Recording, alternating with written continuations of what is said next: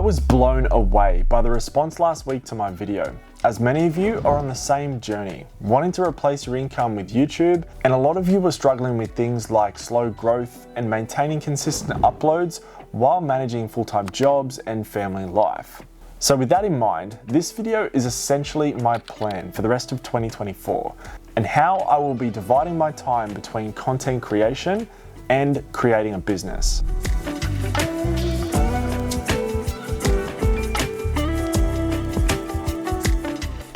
So let's start with the role of YouTube.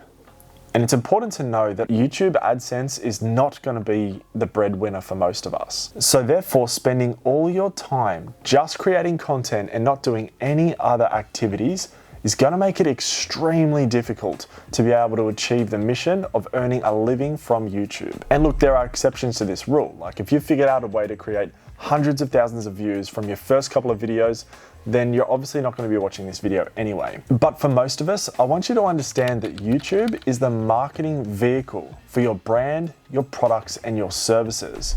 AdSense will be just one small branch of the total income stream that I'll create from the YouTube platform to my digital products and services. And I had to literally stop myself sometimes from plowing into an edit when I really had to allocate some time into building my newsletter, creating landing pages, writing sales copy, writing emails, all these things that you don't necessarily think about when you first sign up and start as a YouTuber. And look, for me personally, this wasn't until around the 800 subscriber mark I really started to allocate time into creating the business side of my YouTube channel. From 0 to sort of 800, I was actually completely focused on creating content. And once I hit that sort of 800 mark, I realized I'm not too far away from 1,000 now. So let's start allocating some time in the week to ironing out the processes and my options and my ideas to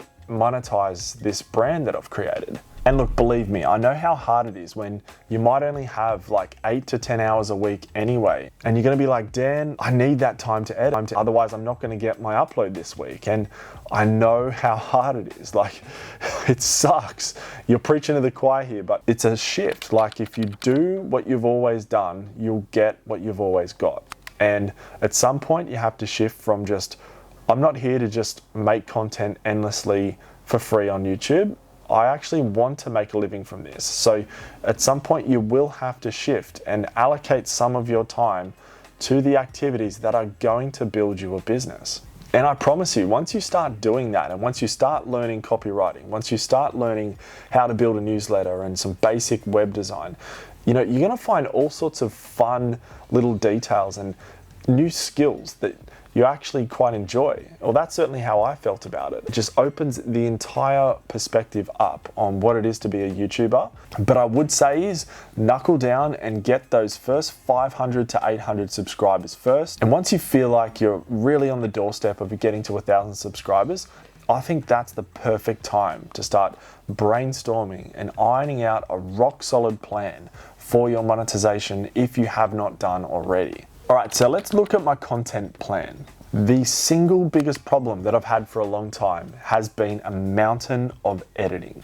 And look, this really hit me when I did an audit of the time that I was spending on different activities throughout the week. And for the last 12 months straight, I've been pumping about 12 hours into this channel. And the allocation of time looks something like this.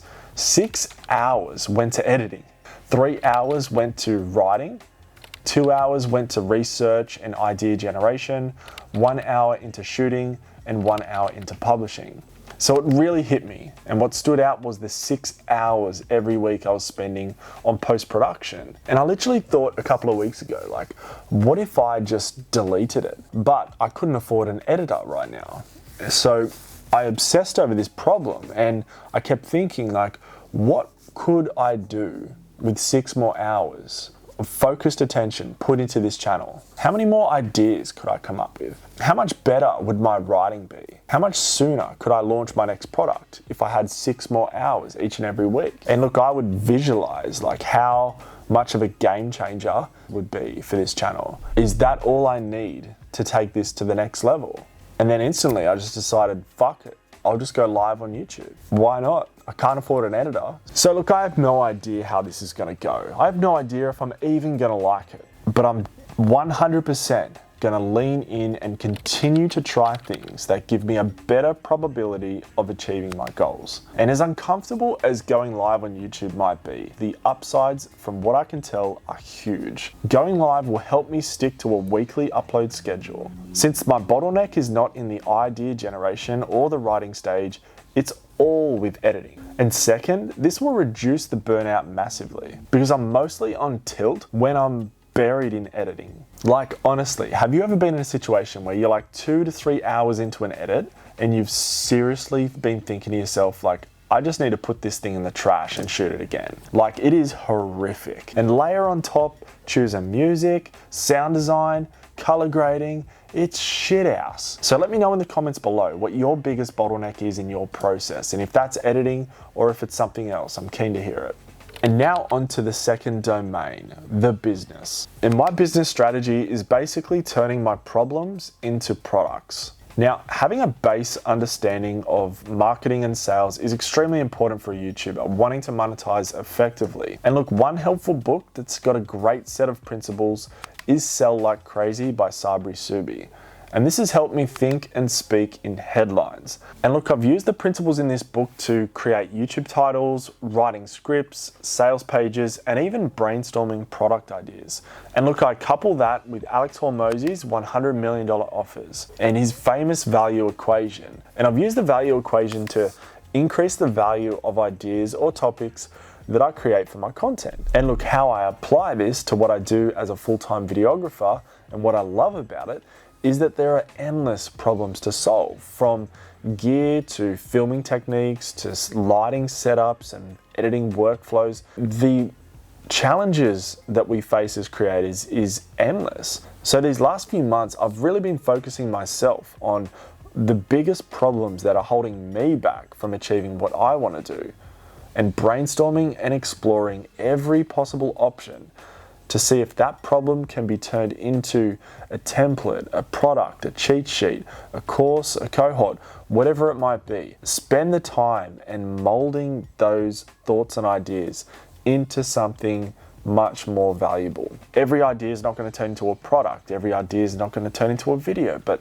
once you do this enough times, you will eventually find a little nugget of gold that you can form as the basis for a cracking video idea or a great product. So as you can see, there's a mountain of work to do on the business side of running a YouTube channel. And look, when the time is right, once you hit sort of 500 plus subscribers, make sure you're allocating some time into this stuff. I hope this has been helpful, guys. I'm Dan from DEvisuals. Subscribe if you're not already so you don't miss my first live stream coming up very, very soon. And I'll see you on the next one.